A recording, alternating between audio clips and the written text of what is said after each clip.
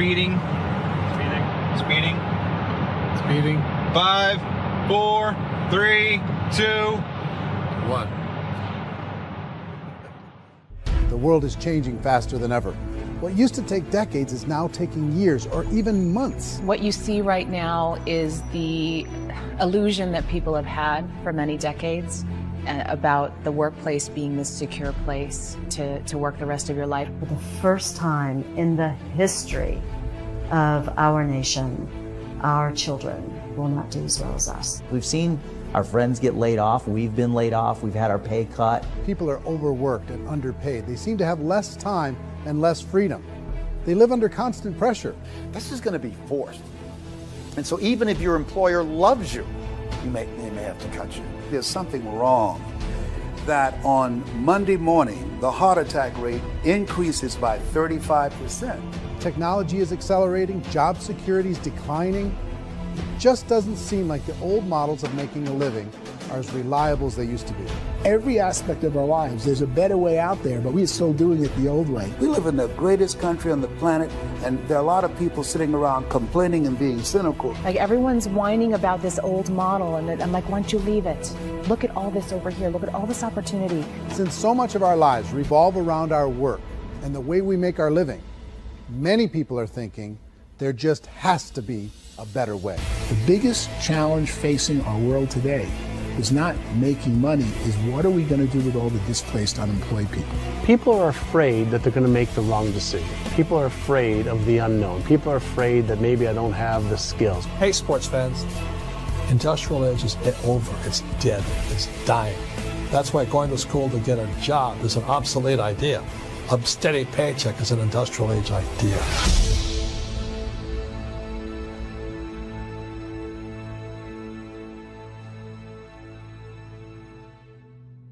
It's the search for answers that has brought us here together today.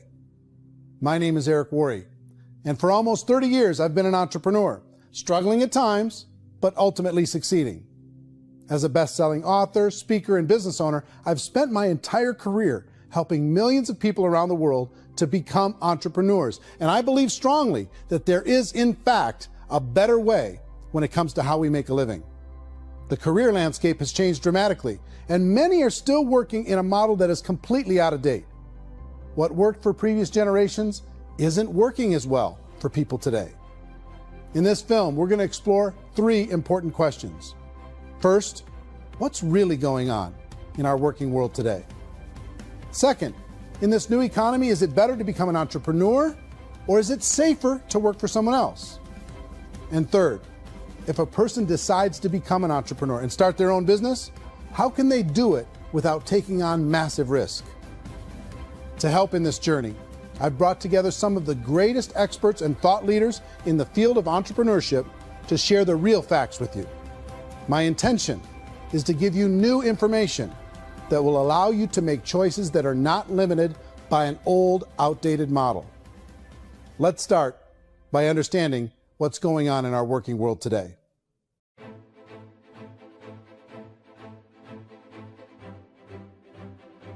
Let's look at unemployment. 30–40% of the people are honestly not working, but would be working. What our government does is if you haven't found a job in 6 months, we don't call you unemployed. We pretend you dropped out of the labor force. I've often said that unemployment, particularly structural unemployment, that's unemployment due to technological changes, is the first sign of economic growth. Think of it, 10 people live on an island. They go out every day and fish. One day, new technology shows up. A missionary brings them a net. Now, using the net, one pilots the boat, one throws the net. 2 fishermen can do all the work 10 used to. That's a 500% increase in productivity, 2 doing the work of 10, in one day. You don't have to learn a lot to learn how to throw a net instead of throw a fishing line. The island's got a big problem, 80% unemployment. But the island still has all the wealth of the fish because the 2 people produce as much fish as 10 did. Now, of course, looking back in history, these changes used to take thousands of years. And during that time, we went into farming and transportation. Some of us became doctors and some teachers and lawyers, and we developed all these new professions and new manufacturing jobs. Today, these changes are occurring literally in one day when a new technological advance occurs, and we don't have the social structures to deal with it or to retrain the unemployed people. So one of the things that I think is interesting as I travel across the country and really travel around the world is the way that we work and the way we get paid for work is changing pretty dramatically. On a global basis, everything is being turned upside down because of the rapidly advancing technologies. They are eliminating many jobs, and we have been left with many people not prepared for the jobs that exist. A lot of demand in public companies was to squeeze out all the fat and to get just as much margin as we possibly could, and fat equals humans. So this idea of job security in information age is so obsolete, but it's still taught inside our school system, and that's where the problem starts. There's no financial education in school system, and people are still trained to be employees who work for that paycheck. This is a chart on the middle class. What's happening in the middle class, those who went to school, their incomes have been coming down for years. And parents still say to their kids, go to school, get a job. Now what happens to all those middle class people who are dropping off the ends of the chart? Well, they become what's called working poor. And this is what happens to working poor. But they say poverty is ending. Well, poverty may be ending, but working poverty is going up. And this is food stamp usage. So food stamp usage in America is going through the roof right now, because people cannot earn what they call a living wage. Most people have experienced financial pressures that I think are probably greater than they have been in the past. If you're not working for yourself, then it's going to be a pretty hard road for a lot of people. Today, if you're going to control your future, the 40-40 plan is gone, where you can graduate from college and get a job and work for 40 hours a week for 40 years. That day is gone. So some of these charts actually tell you what's going on. And this is a really interesting one. You know, people are going back to school because if I go back to school, I'll get a nice job. But this is what's happening to, it's called Sallie Mae, which is the student loan guys. Student loan is going through the roof. It's now over $1 trillion, and student loan debt is worse than credit card debt. So when people stopped using credit card, the government got people into student loan debt. And the problem with student loan debt is you can never be forgiven. See, with credit card debt, you can declare bankruptcy and then all's forgiven. But student loan debt, you can declare bankruptcy, you still owe it. It's the worst of all debt. But this is the next picture. Look at this chart here. This is what's happening to wages of college graduates. It's going down. So you go to college, you rack up all this debt, but you earn less money. Now, that's not that intelligent. Average person who's been working a lifetime in America today is ending their lifetime at 65 with about $41,000 in assets. They earned just enough to survive. I think in the United States we have something like 17 trillion in debt. That's just the federal government debt. We got another 2 in municipal and in other, let's call it almost 20 trillion government. We've got 40 trillion in private debt. That comes up to close to 60 trillion. When you then add something we never had before, what you were talking about, when we look at the unfunded portion of Social Security and primarily Medicare, Medicaid, that at the most conservative estimates from outside firms, Kleiner Perkins, 67 trillion and growing. That's more than all our other debt. There's less conservative estimates that say it's 84 trillion or higher. I added up conservatively $127 trillion in total debt. Debt is a financial drug. When you take it to excess, it's like taking a drug. Yeah, it makes you feel better, it enhances your performance, but at a huge cost, eventually it kills you. And so that's what happens. We keep doing more and more debt, and you get less and less results, just like a drug, until the debt gets so high that it crushes the whole system. That's where we're at, 8.2 times GDP. You know who I feel sorry for? I feel sorry for the person who dreads going to work, who is sick to their stomach on Monday morning, who hates their alarm clock, who gets a little glimmer of hope on a Wednesday because it's hump day and says, thank God it's Friday. And they live for those 2 days a week where they get to be themselves and they don't have to be around people they don't like, and they don't have to play the political game in the office, and they don't have to live this half life. The person that works 50 weeks a year just to be able to have the 2 weeks for vacation. And you know what happens to most of them? Nowadays, they don't have a vacation. They have a staycation. They have time off of work, but they don't get to go where they want to go because they're overextended. They've got all this debt. They got all this situation. They hate their alarm clock. They can't sleep until they're done. They have to spend most of their life in traffic. I feel sorry for that group of people because there's a better way. They just don't know it. I see this really interesting attempt at rugged individuality in a 6x8 rectangle. And I feel like you're all the same, except for the little push pins of the pictures. There's different pictures. Yours is named Jenny and his is named Sujara, but it's the same people. And this is how they are, and they're just like the zombies, and there's no joy in there, there's no fun. There's always like the wacky woman who decorates her cubicle, and that's the most she can do there. You got to give her credits, right? The wacky cubicle woman. The basis for their life is worry. I'm worried, you know, maybe I'll get fired. I'm worried maybe my company will go out of business. I'm worried I can't keep spinning the plates on paying the bills. I'm worried about how do I send my kids to college. I'm worried, what if the transmission of my car breaks? That's, you know, 2 or 3, I can't fix it. People live in a sea of worry, and it eats at them. Those signs that people held up during the Depression didn't say looking for gainful employment in a cubicle. It said looking for work. Work is what we're looking for. Job is just a unit of measurement. Work is what we're going after. It's time to look in the mirror and say, it's not the economy, it's my economy. It's my little world of where I am. I need to improve. I'm not going to wait for the economy to come back because, frankly, the economy is doing great in this country. So I'm here on Wall Street, the financial center of the universe, the financial capital of the world. This is where most people's money goes to at least be held for a time, right? With interest rates in banks being effectively zero, and many experts are predicting it's going to stay at zero for the next 10, 20, even 30 years, people feel like they don't have any choice but to put their future into equities, to put their future into the hands of other people on this stock market, and hope that the stock market goes up, hope that the stocks that their advisors pick or that they pick goes up. That's one way to go, I guess.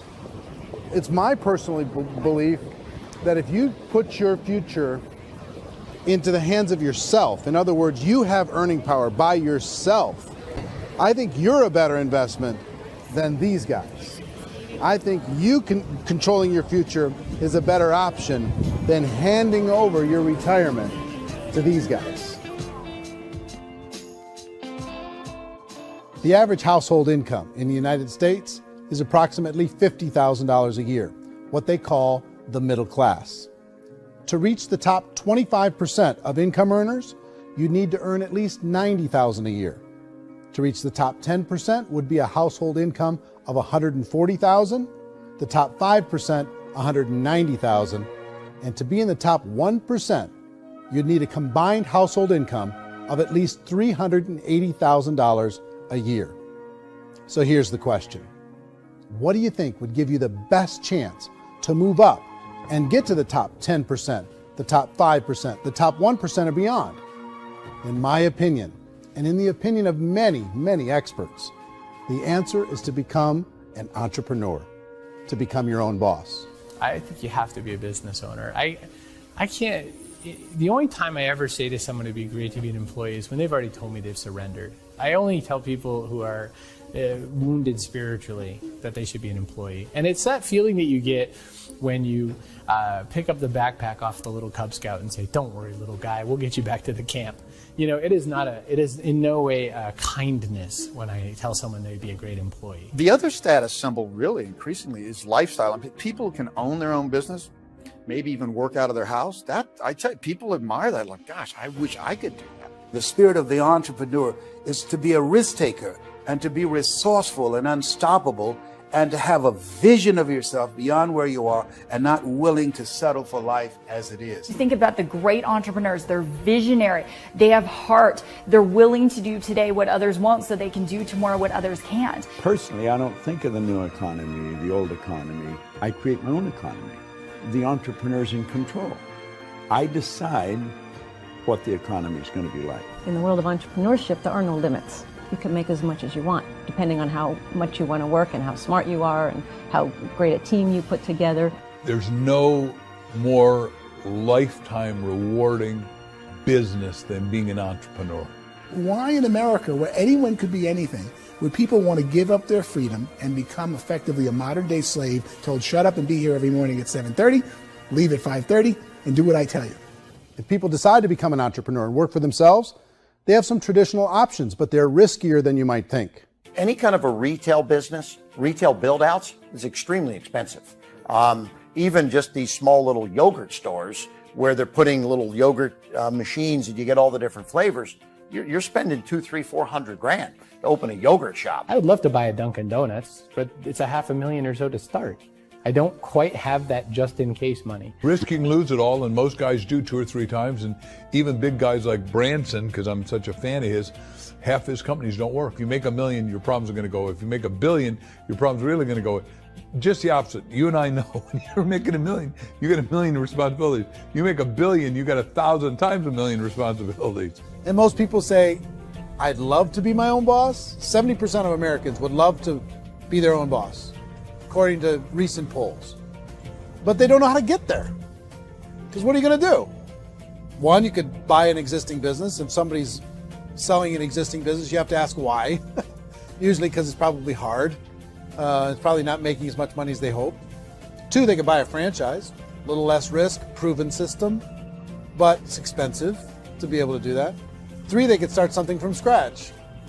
And that's where a lot of people feel like, I don't have the chops to do it. I don't have the money. I don't have the product idea. I don't have the expertise. I don't have whatever it's going to take to be able to get there, and I can't risk my family to do it. So 4th, they could become an investor.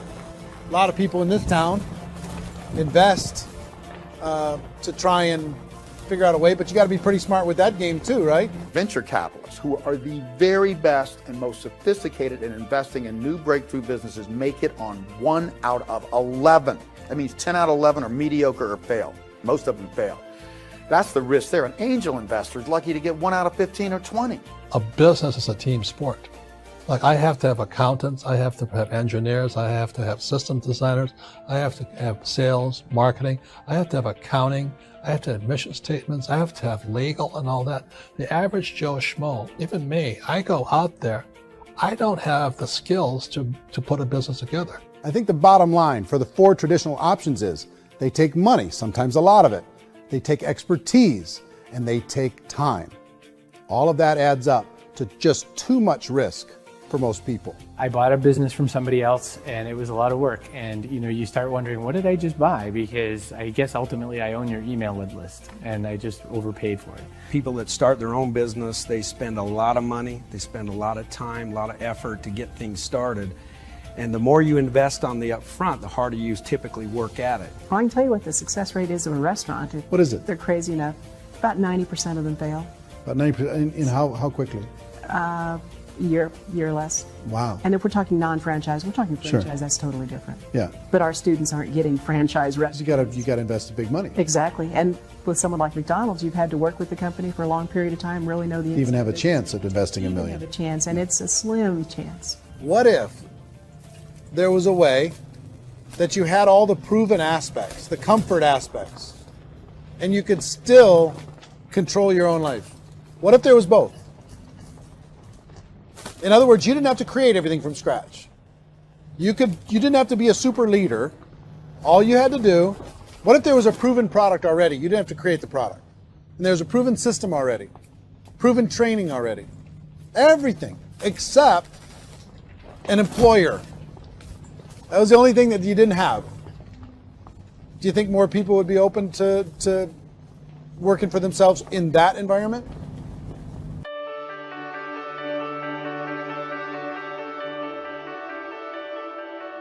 In our search for a better way to make a living, we've come to the conclusion that becoming an entrepreneur is actually safer than being an employee.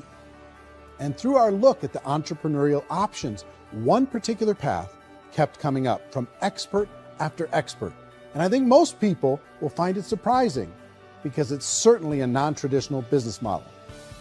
That model is for people to start their own business and become an entrepreneur through the creation of a network marketing business. Some people call it direct selling because the product is being sold directly from the manufacturer to the end consumer, cutting out the middlemen. Other people call it multi-level marketing, or MLM, because there are multiple levels of commissions paid. The most common term today is network marketing, because network marketing best describes using a large group of independent distributors, independent entrepreneurs, to move a product or service more efficiently. So my friend here, Donald Trump, and I, we always write about the network marketing industry. And the reason we support the network marketing industry is because it really is a business school for entrepreneurs. Because most people come out of school looking for a paycheck. Oh, that's terrible. I went to network marketing like that. I think if it didn't exist, we should invent it. It is that good. I think direct selling is a great way to do business today. It's very easy to get into that industry, and you can be self-employed, be, in effect, an entrepreneur. When we see multi-billionaires adding network marketing companies to their portfolio of companies, that would be a clue. When we see people who are very famous authors and very famous business people endorsing the industry, that would be a clue. These network marketing companies aren't $50 million companies. They're billions and billions of dollars. They lead the stock market. They're major companies. When we're going to get it? You know, and you're going to school to work for a paycheck. But if you want to be rich, be an entrepreneur. And network marketing gives you the spirit to be an entrepreneur. A traditional company will spend up to 50% of their total revenue on marketing. Network marketing companies use a different approach. Instead of having all that extensive marketing expense, they utilize a network of independent distributors to do the marketing for them. Now, why do they do this? First, because word-of-mouth advertising is so much more effective today than traditional media advertising. Second, some products need to be explained or demonstrated, and an independent salesperson can do that more effectively than an ad campaign. Third, it's completely efficient. The company only pays for the marketing of their product if a sale happens and not before. Imagine if Amazon allowed you to become an independent distributor and paid out 40% of its revenue to that distributor group. All you had to do as a distributor was recommend a product, and if a person bought it on Amazon, Amazon would take care of all the logistics, and you'd get paid for bringing the customer. Now imagine you got paid for every purchase that customer made for the rest of their lives. Well, Amazon doesn't offer this option, but network marketing companies do. 85% of all buying decisions in our society are made as a result of word of mouth or reputation. We're recommending things to each other all the time. You know, who's your dentist? Who's your doctor? Who's your lawyer? What detergent, are you using? What legal system are you using? What product are you using? We're talking to each other about the things that we love anyway. When you go into a big box retailer, you're lucky if the clerk looks you in the eye, much less gives you any detailed or accurate information about what you're purchasing. So of course, this personal information, this education coming from a friend, a neighbor, a relative, or even a stranger, but one who has experience with the product is extraordinarily valuable. As a matter of fact, network marketing can educate consumers probably better than any other form of marketing. It certainly can do better than advertising, because advertising usually has a certain hype to it, and you can only get limited information. So, network marketing trumps advertising. If you were a typical sales company and you wanted to sell $1 million a month worth of product, you might go find 100 superstar salespeople. The quota would be $10,000 a month. So network marketing as a distribution system just flips the numbers. So we use 10,000 happy, raving fans of a particular product, and we don't concern ourselves so much with how much product each one of them individually sells. If they sell just $100 or $200 a month, and there's 10,000 of them, you're selling $1 million to $2 million a month worth of product. And that's the best way I can explain how network marketing works. This is the marketing arm of the company. There's not money being wasted on bricks and mortar. There's not money being wasted on inventory that's sitting stagnant somewhere. There's not of employees standing around that don't have customers. These are people that are going to connect with customers. These companies allow people to become independent distributors for extremely low cost and with no minimum time or sales quota. Essentially, they own their own business and can provide as much or as little sales as they choose. In other words, the distributor gets all the benefits of traditional business ownership without the risk. The advantage of network marketing is the ease of entry, the low risk, and the low startup cost, because almost everything else has very high risk. You can get in for a minimal investment. You're buying into a system that's already been proven, products or services that have been proven to work. The keys to network marketing is providing an opportunity for the masses to get involved, providing an opportunity for the average person who doesn't have the resources to start their own business. All of this so far is fairly straightforward, but network marketing offers another benefit, and it's this benefit that makes it so interesting for entrepreneurs. Network marketing allows a distributor to build their own network of other distributors and then compensates them on the sales created by that entire group. Direct selling is, at its base, very simple. It's the sale of a product or service to an individual on a face-to-face, one-on-one basis, just the way we're talking right now. But there's an important element as well, and that's the offering in conjunction with that sale of product, the offering of an opportunity for someone to make something of themselves. No matter what your social status is, no matter what language that you speak, I mean, look how many unbelievable people are becoming successful that speak every kind of language out there. What an awesome gift to give the world. Instead of having to work your way up in a system and prove that you could be a sales manager, they just decided everybody can be a sales manager. Everybody gets to build a sales team from day one. And so what that brought into the system of growth as a direct selling company is the concept of compounding or geometric progression. Because now you can actually grow sales force very quickly because everybody is enrolling people in their own sales force. People who are like, oh, this is weird, I'm building a sales team, or what do you think you do at a regular company? How do you think a regular company works? Network marketing is the only industry that doesn't say your past determines your future. It looks at your past and says, okay, now what can we train you to do so you can have a great future? Every other employer out there wants to exploit you for what you already know, not teach you something new. Network marketing has the potential to save the United States and the world because it's going to teach people not to be employees, but to be entrepreneurs.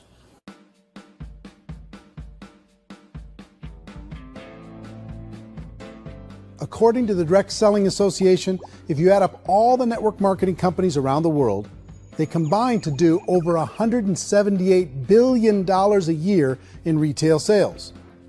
To give you an idea of how big that really is, the NFL, the National Football League, does approximately $9 billion a year. The music industry does a little more than $16 billion a year, and the movie industry does about $80 billion a year. Using a conservative average, network marketing companies pay their distributors about 40% of that $178 billion in the form of commissions, which adds up to more than $71 billion a year. That's almost $6 billion a month. It's almost $200 million in commissions every single day. So it's certainly working, and people are making serious money in network marketing. With the growth of the direct selling industry over the last 10, 15, 20 years, we've seen a broader understanding of the channel. We have seen more and more people getting involved in the business. So our penetration in the marketplace has increased, and thus the understanding in the marketplace of who we are has increased. And we've seen non-direct selling companies look at the direct selling model and say, something's going on there. People are making money. Companies are being profitable, individuals are being motivated, product is being delivered to market. Maybe we should explore this. Some people think only the people at the top make money. Well, let's take a look at that as well. In the network marketing profession, there are roughly 500 people in the world who earn over $1 million a year. If you round that number up to $2 million a year, that adds up to about $1 billion a year. That takes the $71 billion paid out each year down to $70 billion. So where does the rest of the money go? The vast majority goes to part-time people making anywhere from a few $100s a month to many thousands of dollars a month. It goes to people who choose to make it a full-time career move and earning even more than that. Every day, people are using the money they earn through network marketing to pay off debt, have more fun, and improve the quality of their lives. Everyone I know in network marketing has been doing that since the 50s. They go to work when they want to go to work. They stop working when they want to take time with their children to have a leisurely breakfast and discuss issues and drive them to school. They go back to work when they get home, wherever they're working out of. The biggest thing that I've seen is people that have become much happier in their life. MLM has probably made more millionaires of more people in more countries, and I've spoken to them in 67 countries, than any other single form of business, starting from nothing. If they have a choice between working a job for the next 10 years or working a network marketing business for the next 10 years, the result of working the network marketing business will be better.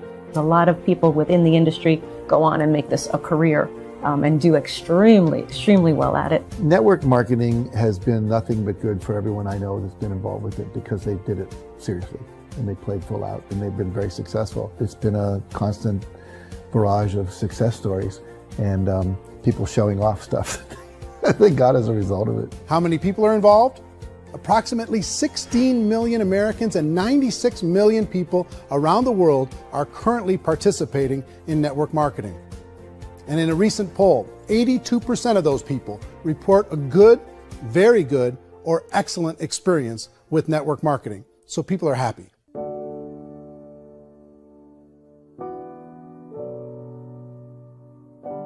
So I've taken a look at the network marketing profession and really tried to understand why so many people are confused as to the validity of this as a business.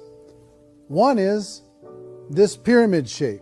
People get really messed up with this pyramid. Oh, it's one of those pyramid things. So I just think there are a lot of haters out there who really don't understand the industry and say, oh, it's a get-rich-quick scheme. It's a pyramid.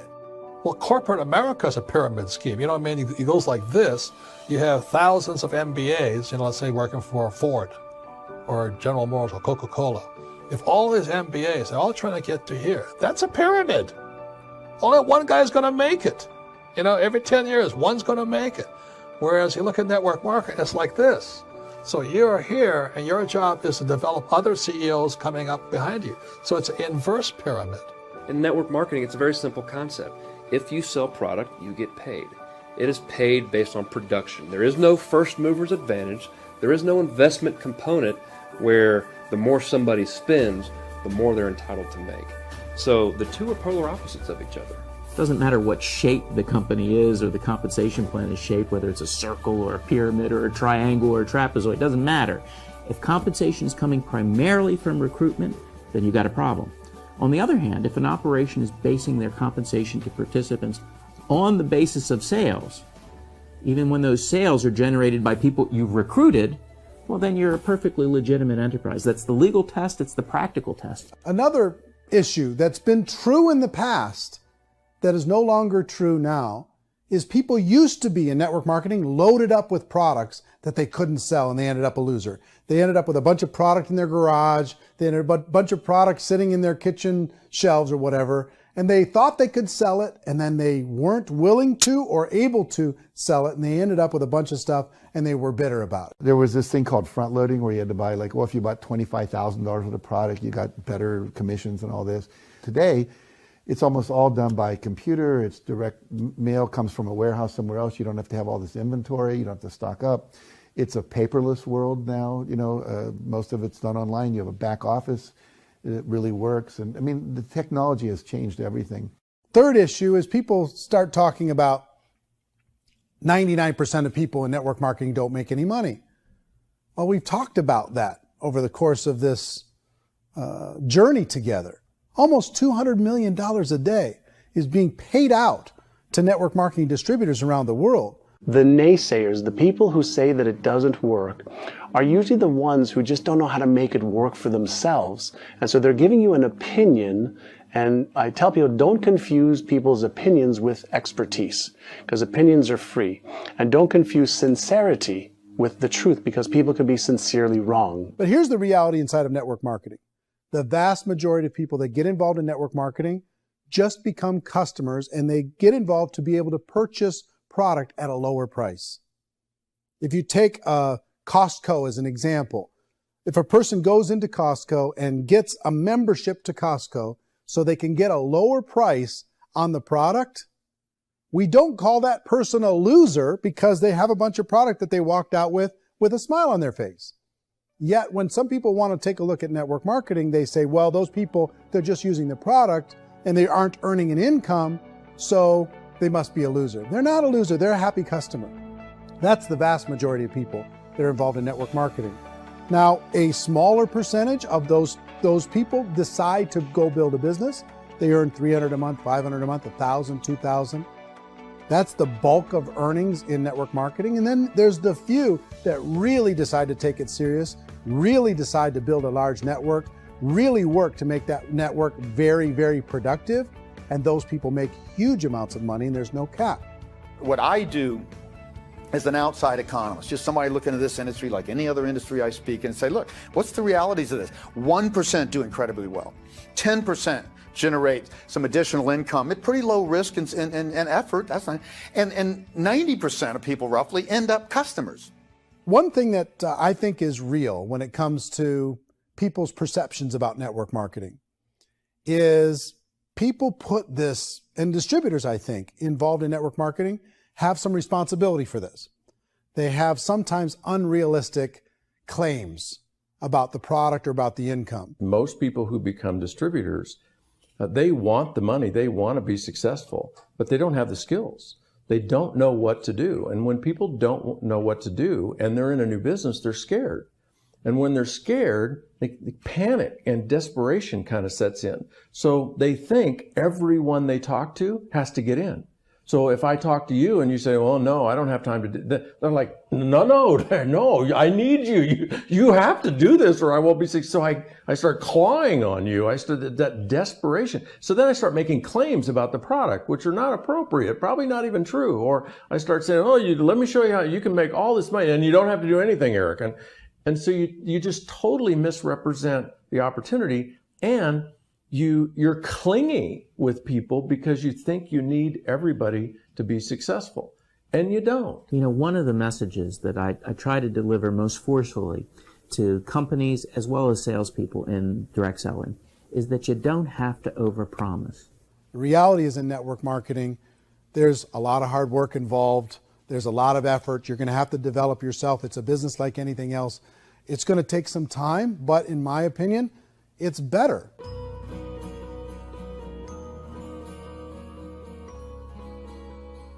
It's light years better for people starting today than it was even 5 years ago. I think it's more widely accepted now, and people understand it is a business. It is being an entrepreneur. It is being a business owner. Our belief system is based upon our evaluation of something. And frequently, if we reevaluate a situation, our belief about that situation will change. The industry has changed and it's grown up. It's totally transformed. You've got young people today that have grown up with social media, and they understand networks. They understand how people are connected through technology, and they understand how money flows through those networks. So when they see network marketing, they don't see it the way their parents saw it. And we've all learned, the larger industry that you represent, has all learned from those mistakes and flaws and errors that have happened early on. Early algorithms didn't work the right way. That's all fixed. It's like when they design a computer program, they design the program, then they run it, and then they go back through and they debug it. The MLM industry has been debugged. This is the day of being virtual, being able to run a business from your mobile phone. I mean, it's incredible. Companies are getting smarter. They're implementing more consumer protections. They're implementing more compliance training. They're doing more with respect to product research. If you do get involved and you make purchases of inventory, even on a voluntary basis, if you decide that this business is not for you, you can leave and have that inventory repurchased by the company.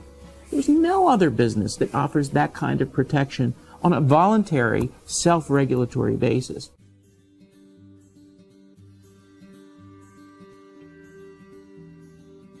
If you decide to look further into a network marketing business in order to generate more cash flow for your family, I would recommend reviewing the following 4 elements. First is the product or service. And on the product or service, I would ask 5 important questions. 1, do you like it? Is it something you would feel comfortable sharing with others? 2, is there a recognized need in the marketplace? It's hard to create a need if one isn't naturally there. 3rd, does the product meet that need? Does it solve a legitimate problem for consumers? And 4th, is it priced to sell? Can it compete in the marketplace? And 5th, is it priced for profit? Is there enough margin for the company and the distributor to be able to generate income for the long term. If you can answer the questions on the product to your satisfaction, the next element to consider is the company itself. Is it well run? Do you believe in the founders or the management team? Do you feel they have what it takes to go all the way? See, it doesn't matter how good the product is if the management can't take care of the company. Good management can change with the times. They can handle adversity. They can make good decisions. Make sure you choose a company that can serve you for a long time. The third element to consider is the compensation plan. And with that, there are 3 important things to look at. First, a brand new person needs to be able to generate some money fairly quickly. It may be an obvious reason, but you can probably imagine the ripple effect of a distributor getting involved and having even a small victory fast. That can only help with the overall success of the organization. Second, a person should be able to develop a moderate part-time income in a reasonable period of time. As they develop their network and as their sales grow, they should be able to enjoy more benefits. And third, for the people who are really serious, for those who decide to really go pro in the network marketing profession, there should be the possibility to make a serious full-time income if they work hard and are committed to developing their skills. If you're comfortable with the product, the company, and the compensation plan, the last thing you should look at is the support that will be made available to you. Does the company have a website? Does it have a solid online reporting tool? Do they have comprehensive training available? Do they host events to help you build your business? If you decide to do this, what kind of a support system can you plug into? Choosing a network marketing company is a personal decision. But evaluating the 4 elements of product, company, compensation plan, and support is a great place to start. Is the company promising that you're going to get rich quick or that you can make a lot of money without a lot of effort? That's a red flag. Is there a product that you really believe in that you think can be sold? Or are you being told by salespeople or the person who's trying to recruit you or by the company itself that don't worry about the product, all you have to do is recruit other people into the business? Red flag, warning sign. If you're hearing that, take a second or even a third look. Get to know the customers, the products, the business, have some success, and see where the opportunities might take you to move up in the organization. You want to find out how concerned are they about my education, my training, and my development? Is there a space for me to grow? Most important question. Learn everything that you can about the product. Make sure it's something that you believe in, and learn everything you can about the industry and work that system. You have to be very passionate about whatever that company is doing. I would get involved. You can always test drive anything, you know, the product, the service, the community, and then lean into it a bit. If it feels good, then lean into it a lot. Behind me is the Lincoln Memorial. And this is a place where Martin Luther King Jr. had his famous "I Have a Dream" speech. And at that speech, he talked about his dream for equality for everyone around the world, and that's a noble dream. But I think more people need to remember what it was like when they were kids and the dream was still alive in them. Before it got beaten out of them by reality, by this paycheck, by these responsibilities, and by having to live for this job to pay the bills. I think people need to remember that, go back to that.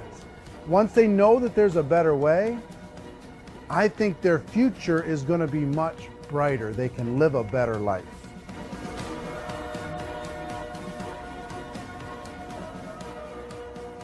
So if you're considering getting involved in a network marketing company, let me offer you just a few pieces of advice. First, network marketing isn't perfect. It's emotional, it's challenging. Like any entrepreneurial venture, it can have its up days and its down days. But if you have an entrepreneurial bone in your body, it's just better. Second, if you're gonna do it, decide to be professional. Decide to go pro. It's better to do that than just be this amateur sticking your toe in the water.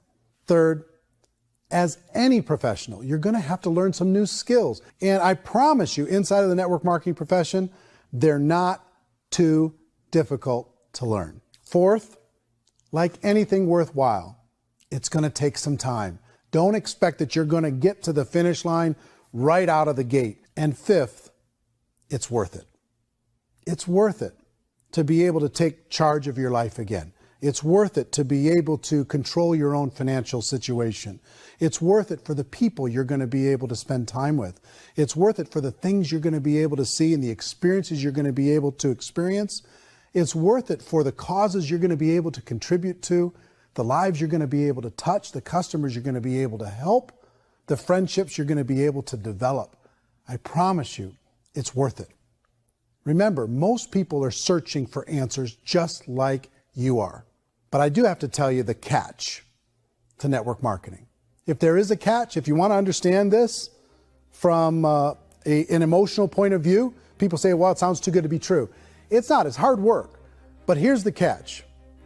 Most people still don't understand it. So you're going to have to endure the loss of social esteem from ignorant people. The uneducated will think less of you. Now, if you can handle that, you're on your way. If that's going to destroy you, you know what? Entrepreneurship in general probably isn't in your future. If you can face that catch, you can become unstoppable. I want everyone to really contemplate this if they're not in network marketing. You're in a job, you probably have a mortgage, you have rent, you have debt, whatever's going on. You're in a prison. You work just hard enough to keep them from firing you, and they pay you just enough to keep you from quitting. Come on! I've been there, done that, and bought that t-shirt. In network marketing, if you run into failure, it's really just a homework lesson for yourself. There's no one to blame. You really have no excuse not to be successful. You just don't. People don't want to hear that, but there's so much available to you. If you want to be a good network marketer, be a student to the people above you, be a fellow traveler to the people on the same level, and be a teacher to those below, and know when it's appropriate to do which. People who are not afraid of asking people to buy things, or not afraid of persuading people with the chance they may say no, these people own the future. Nothing happens until something moves. So you got to go move, you got to go do something, or nothing's going to change in your life. In the beginning, you're going to do a lot of things that you don't get paid for. But as you go down the road, you get paid for a lot of things that you don't do. And your job is rehabilitate the spirit, the entrepreneur spirit in all of us. You get it back. You either give it a strong yes or a strong no, but no wishy-washy, dilly-dally stuff in the middle. There's dreams and there are nightmares, but I believe that the biggest nightmare of all is when you don't pursue your dream. You're going to see some monumental growth in this profession. It's an exciting, exciting time to be involved with the network marketing profession. The next 10 years, I see just exponential growth. When that tipping point comes, it's not a matter of asking somebody, have you ever heard about network marketing? You're really asking them, which company are you building your wealth in? We are here to fix the world, to improve relationships with other people, to improve other lives. And the real reward comes as an entrepreneur in any level from teaching somebody something and watching them soar. There is no greater reward.